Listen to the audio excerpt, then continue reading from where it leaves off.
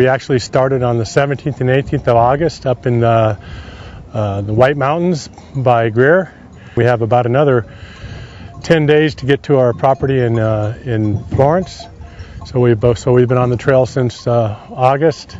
We have one more bunch tomorrow coming through, and basically it's been uneventful for the most part. We've trailed down and we've had good weather and no major problems with the sheep coming through. Today we just crossed the Blue Point Bridge and we're resting here for the rest of the day, and tomorrow we'll be going up to Usury Pass, where we'll travel over, and on Friday we'll be sitting outside of Apache Junction, and where Saturday and Sunday we'll be traveling the two bunches through town on our route to Florence. Well, we have a possible contact with bighorn sheep in this area, and they have a plotted out area that they determined as bighorn sheep habitat. And in years past, we've always had a night camp that was north of the river, which they determined was somewhat in the area of the bighorn sheep. So we've had to alter our day plan half a day and basically not camp on the north side of the river and go ahead and push through.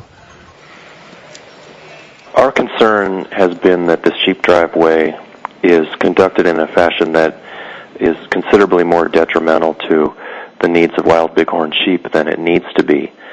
And the Forest Service has, for many years now, been working on an analysis to resolve some of these problems, but unfortunately the priority has not been to get this analysis completed. And so we finally felt we didn't have much alternative but to file a lawsuit to compel them to complete their analysis, which we did a few months ago.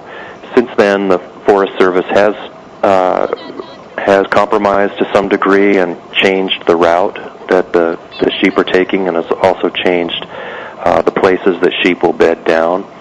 These are very important because domestic sheep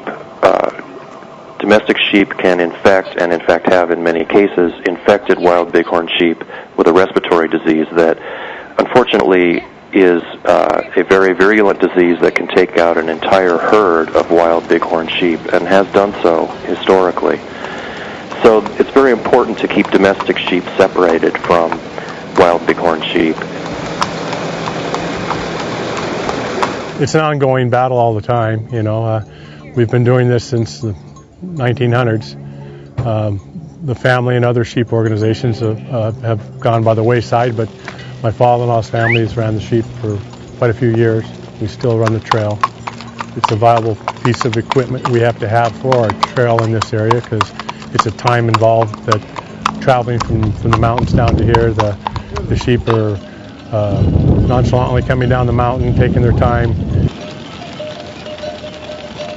They're trying to pose that the sheep carry a pneumonia that they can be transferred through contact.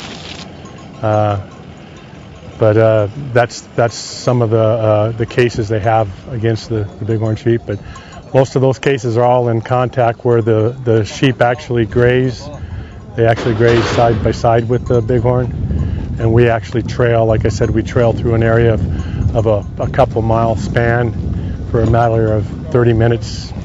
So the possibility is very, very slim that would ever possibly happen. We plan on staying in the business. That's our plan. We've been doing this for a long time, and it's a valuable part of our necessary things that we need to have to be able to stay in business. So yeah, our plan is to abide by the rules and regulations and still be able to use the trail.